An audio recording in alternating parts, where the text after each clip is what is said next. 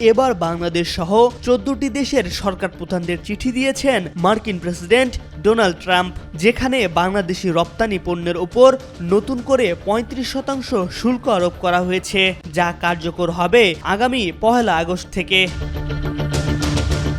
ট্রাম্পের সেই চিঠিতে বাংলাদেশ কিভাবে নতুন এই শুল্ক হার থেকে রক্ষা পেতে পারে তাও উল্লেখ করা হয়েছে। চিঠিতে ট্রাম্প জানিয়েছেন, যদি বাংলাদেশের বিভিন্ন কোম্পানি যুক্তরাষ্ট্রে পণ্য উৎপাদন বা তৈরি করার সিদ্ধান্ত নেয় তাহলে কোনো শুল্ক আরোপ করা হবে না। ফলে ট্রাম্পের এই শুল্ক নীতির জেরে বাংলাদেশের রপ্তানি খাত বড় ধরনের চ্যালেঞ্জের মুখোমুখি হয়েছে। ট্রাম্পের এই শুল্ক নীতি কার্যকর হলে হুমকির মুখে পড়তে পারে বাংলাদেশের তৈরি পোশাক খাত।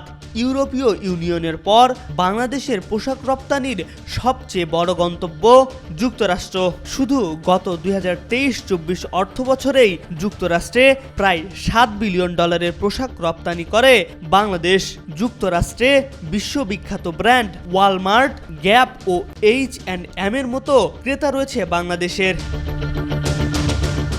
শুল্কের কারণে মার্কিন বাজারে বড় পরিবর্তন হলে বাংলাদেশে উৎপাদন, কর্মসংস্থান ও বৈদেশিক মুদ্রার আয় বড় ধরনের ধাক্কা খেতে পারে। বাংলাদেশের পোশাক খাতে বর্তমানে 40 লাখেরও বেশি শ্রমিক কাজ করছেন, যাদের 80%ই নারী। মার্কিন অর্ডার কমে গেলে বাংলাদেশের গার্মেন্টস কারখানার উৎপাদন কমে যেতে পারে এবং এর সরাসরি প্রভাব পড়তে পারে শ্রমিকদের ওপর। এছাড়া বাংলাদেশের পোশাক খাতের প্রায় 70% কাঁচামালই চীন থেকে আসে। ফলে ট্রাম্পের চীন বিরোধী নীতির কারণে পরোক্ষভাবে ক্ষতিগ্রস্ত হতে পারে বাংলাদেশ।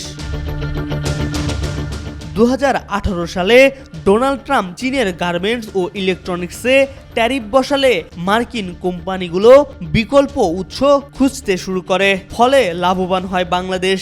একইভাবে এখন যদি বাংলাদেশ টার্গেট হয় তাহলে সেই অবস্থানে ভিয়েতনাম, ইন্দোনেশিয়া বা আফ্রিকার দেশ ঢুকে যেতে পারে। MR আকাশ, আজকাল।